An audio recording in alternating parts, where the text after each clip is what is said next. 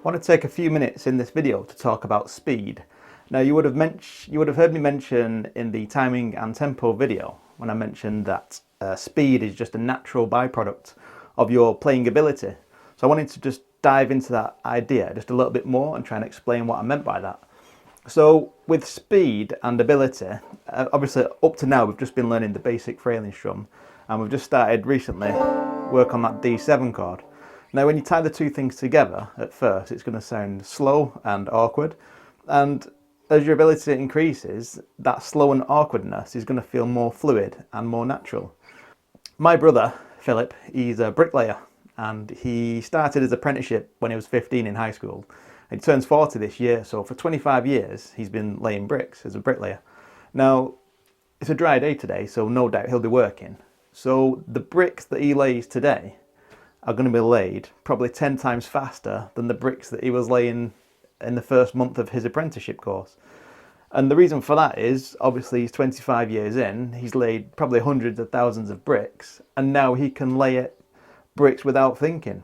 You know, he's not having to think of each brick anymore. He just created a natural baseline rhythm, a baseline ability of bricklaying.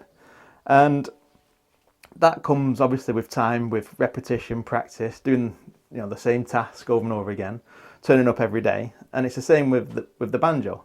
The only difference is if we don't turn up and play the banjo, we're not going to get our house repossessed. We're not going to be able to put food on our table. My brother had to go to work, obviously, to earn money to get paid for doing his job, whereas we're just learning how to play the banjo purely from a pleasure point of view. So it's easy for us, on any given day to just think, oh, I'm not really feeling it today. I'll think I'll have today off. Whereas obviously if you're doing a job like bricklaying, you can't take time off. So for that reason, speed, again, that's what I meant by speed is just a byproduct of your ability.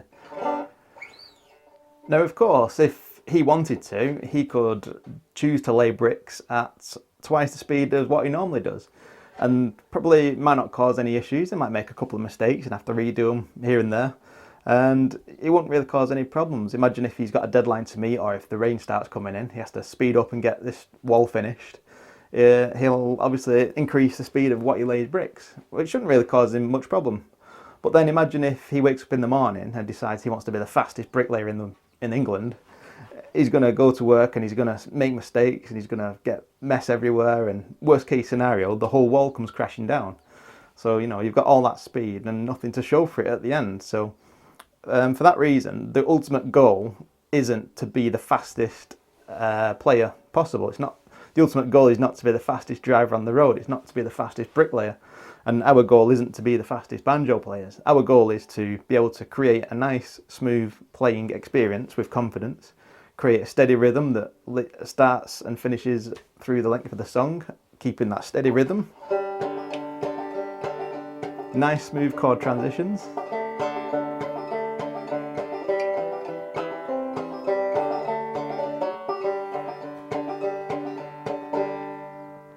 And to be able to play, at a faster pace than what we learn at. But like I said, the ultimate goal is not to be the fastest in the world. So let's put this into perspective and let's put some numbers on it, shall we? So here's a good example. So this is your standard 4-lane motorway in the UK, or highway as you call it in America, freeway. And a 4-lane motorway, there's no written rule, but normally this is how it appears. So the far left lane, we unofficially call that the slow lane, and that is where we're at now as beginner banjo players. We're in the slow lane. We're learning as we go. We're learning, understanding new concepts, putting things into practice, and we're trying to get playing the banjo from being an unfamiliar thing, and we're trying to get as comfortable and as familiar with it as we can possibly be. Then the next two lanes, they're like your normal driving lanes. We use them lanes to go a little bit quicker, maybe 70 mile an hour, cruising at 80, speed limit's at 70, but sometimes you go a bit quicker, that's no problem. And then the far lane, which we unofficially call the fast lane, that's where your faster drivers go, maybe cruising past at 90, 100 mile an hour, your crazy drivers. So our ultimate goal isn't to get into the fast lane as soon as possible. Ideally what we want to be is obviously out of the beginner lane. We want to be in the middle two lanes, creating a nice, pleasurable playing experience for both us and whoever's listening to us play.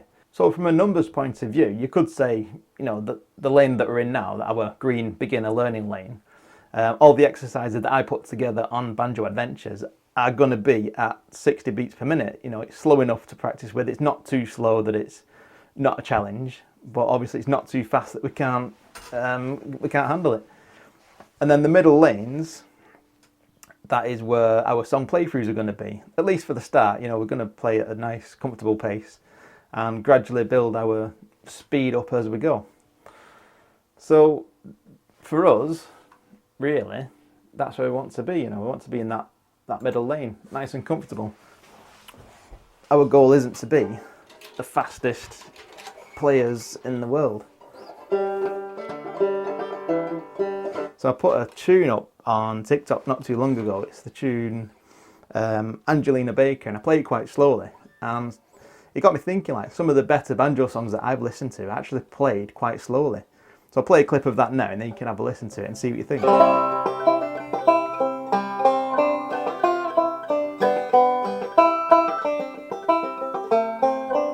So as you can hear in that clip there, I'm not playing it particularly fast, but I'm trying to keep that steady rhythm throughout the song. And yeah, even though it's not fast, to me it still sounds like a really good song. So what we'll do, obviously we want to be out of the green zone, we want to try and increase our speed gradually. So with the practice exercises that I put together, the beginner ones in the Wanderer channel are going to be around about 60. And then when we get to the song playthroughs, work on them songs at your own pace and build up the speed gradually based on your playing ability.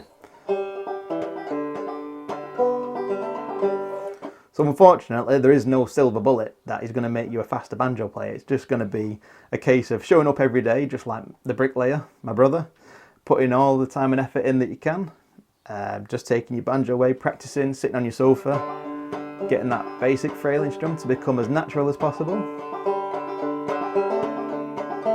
And then the speed will gradually happen.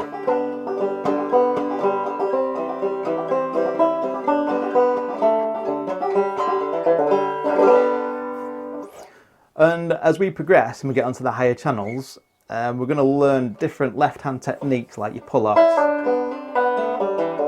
and slides. Those different embellishments can also then increase, not your speed, but increase the illusion of speed. So you can...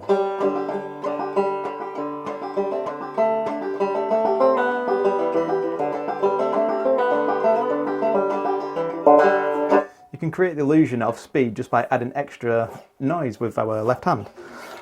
But we will work on that a bit later on down the line.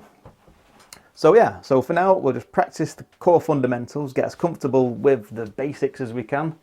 And I promise you that with time and consistent effort, repetition, practice, your speed will naturally develop.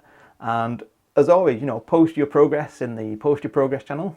And with doing that, you can then obviously listen to your playing back in a month from now, or 2 months from now, or 3 months from now. Because a lot of the times, your speed is increasing, but you just don't have that baseline. Maybe you've not recorded yourself before, and you've not listened to yourself playing back. So sometimes it's in your own mind that you're not getting faster when you actually are. You're just not tracking it, or you're not paying much attention to where you've come from and where you're at now. So yeah, so speed is just a byproduct of your ability. You get better, speed will come. So being good will make you faster, not the other way around. Being faster does not necessarily make you good. You need to get solid foundations, solid fundamentals, get them core skills nice and solid, nice steady rhythm, and the speed will come, I promise you.